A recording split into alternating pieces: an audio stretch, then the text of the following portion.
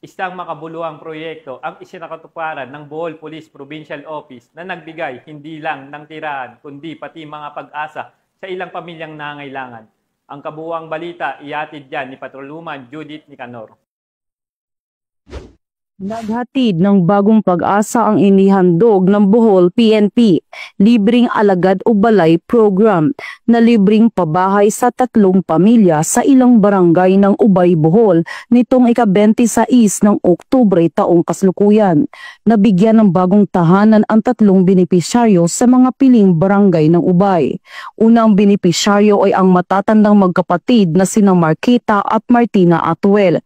Sumunod naman ang pamilyang Bacorio na may 6 na anak at ang pangatlong benepisyaryo ay isang 17 taong gulang na working student na may 2 kapatid na binubuhay. Pinahunahan ni Bohol Governor Erico Aris Aumentado at kanyang asawa na si Congresswoman Vanessa Van Aumentado ang nasabing turnover ceremony. Ang dalawa ay nagsilbi ring principal benefactors ng programa sa pamamagitan ng kanilang balay sa paglaom na advokasya.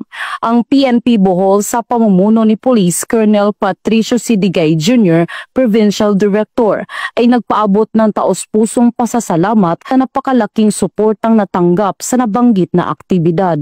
Ang mahalagang yugto na ito ay naging posible sa pamamagitan ng walang patid na suporta ng pamalaang lokal ng Ubay sa pamumuno ni Honorable Mayor Violeta Reyes at ang mga masisipag na tauhan ng Ubay Municipal Police Station sa pangunguna ni Police Captain Amelito E. Meloria.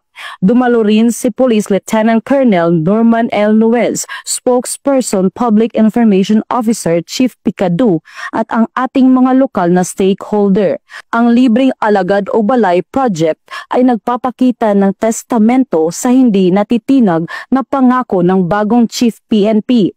Sa bagong PNP sa bagong Pilipinas, serbisyong mabilis, tapat at nararamdaman dahil naglalaman ito ng katangian ng PNP Bohol na umaantig sa mga puso sa bawat pagkilos ng pangangalaga, nagpapasigla sa mga komunidad sa bawat pagtulong, na iiwan ng pangmatagalang epekto sa bawat buhay na nakakasalamuha.